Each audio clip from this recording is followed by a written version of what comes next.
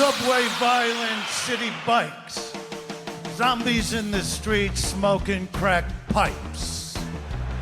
Pizza, bagels, and summertime titty. I wouldn't want to be nowhere else. This is New York fucking City. The Andrew Clay story begins in Brooklyn, New York, September 29, 1957. Born Andrew Clay Silverstein, he grew up in a tightly knit, working-class Jewish family. From a young age, Andrew displayed a knack for entertaining, often mimicking celebrities and cracking jokes for his family. Brooklyn, with its vibrant culture and tough streets, shaped his early persona, gave him the edge that would later define his comedy. Before Andrew became the Diceman, he harbored dreams of being a musician. He played drums with fervor, idolizing rock and roll legends like Elvis Presley. His impersonations of the king were so spot on that family and friends urged him to take the stage. Little did they know, Andrew's destiny lay not in music, but rather in comedy. Oh, see right up. Oh, see now what you have done. I should see right up. In the early 80s, Andrew unveiled his alter ego, the Diceman, clad in a leather jacket with a cigarette dangling from his lips. This brash, unapologetic character delivered risky nursery rhymes and biting humor. It was raw, edgy, and utterly unforgettable. The Diceman wasn't just a comedy act. He was a cultural phenomenon, captivating audiences and dividing opinions in equal measure.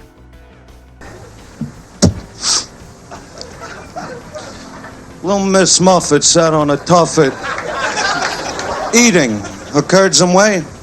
Long came a Spidey, sat down beside her, he said, "Hey, what's in the bowl, bitch?" Los Angeles became Andrew's launching pad to fame. Performing at the Comedy Store, he shared the stage with comedic legends like Robin Williams and Sam Kinison. His unique style and fearless persona quickly made him a standout. He was a rising star destined for greatness. Out in L.A., Manhattan, you got them all over the place. Brooklyn, we don't have any gay people. They're all dead. In 1989, Andrew Dice Clay's MTV performance catapulted him into the mainstream. His rhymes were as outrageous as they were hilarious, leaving audiences roaring with laughter and critics clutching their nuts. It was a career-defining moment, solidifying the Diceman as a household name and setting the stage for his meteoric rise. Andrew achieved an unprecedented milestone in the early 90s, selling out Madison Square Garden for 2 consecutive nights. This feat cemented his status as one of the most popular comedians of his time. He became a legend. Madison Square fucking Garden.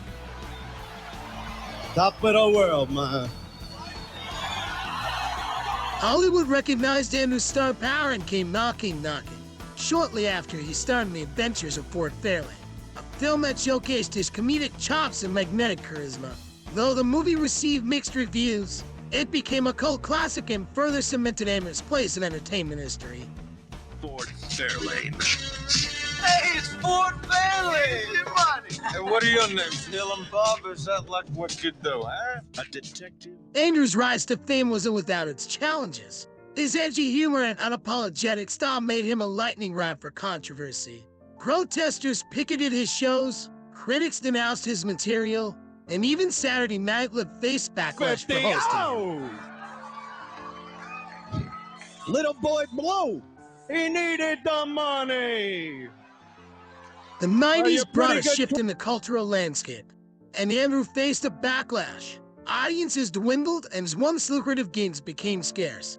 Despite these setbacks, Andrew remained resilient, continuing to perform and adapt his material to the changing times.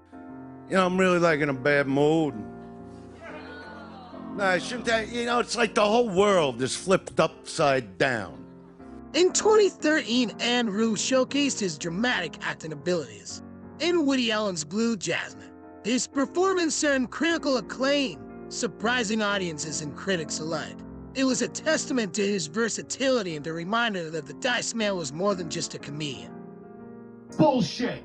Don't stand there and tell me that. She's married to a guy for years, up to his ass in phony real estate and bank fraud, and you want to tell me she knew nothing about it? Believe me, she knew, Ginger, okay? She knew. But when all those diamonds and minks were flying in, she just looked the other way. The rise of podcasts provided Andrew with a new platform to connect with fans through storytelling and candid conversations. He offered a glimpse into his life and career, further solidifying his bond with his audience. I'm the first guy to do what I did. Yes. You know, I mean, Even in his 60s, Andrew remained a force to be reckoned with. His stand-up tours drew packed houses, demonstrating his enduring appeal and unwavering dedication to his craft.